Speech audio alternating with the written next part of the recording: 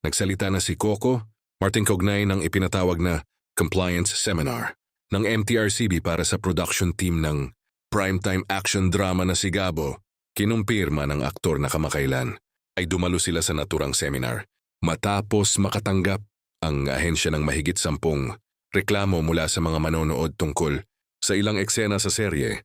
Yun kay Coco, ipinaalam sa kanila ng MTRCB na ang naging dahilan ng pagpapatawag ay ang dami ng reklamong isinumite laban sa programa. Dahil dito minabuti ng ahensya na magsagawa ng compliance seminar upang mapag-usapan ang mga alituntunin sa pagpapalabas ng mga eksena sa telebisyon, lalo na sa primetime. Sinabi rin ng aktor na naging maayos at produktibo ang naging talakayan sa seminar. Anya, naging pagkakataon. Ito upang mas maintindihan ng kanilang production team ang mga dapat pang pag-ingatan sa paggawa ng serye habang pinananatili ang kalidad at kapanapanabik na takbo ng kwento. Inamin ni Coco na magkakaroon ng ilang maliliit na pagbabago sa direksyon ng si Gabo kasunod ng seminar. Bagamat hindi niya mababago ang kabuuang istorya ng serye, may ilang eksena at paraan ng presentasyon na kanilang iaangkop bilang pagsunod sa mga naging rekomendasyon ng MTRCB.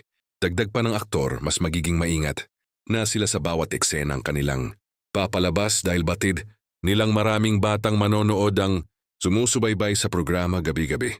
Mahalaga niyang mabigyan ng tamang balanse ang aksyon, drama, at responsableng pagpapalabas ng nilalaman sa telebisyon. Sa kabila ng naging issue, tiniyak ni Coco Martin na patuloy nilang pagbubutihin ang si Gabo upang maihatid para sa publiko ang isang dekalidad na serye. Nagpasalamat din siya sa MTRCB sa pagbibigay ng gabay sa kanilang production team at nangakong magiging mas responsable sila sa mga susunod na yugto ng programa.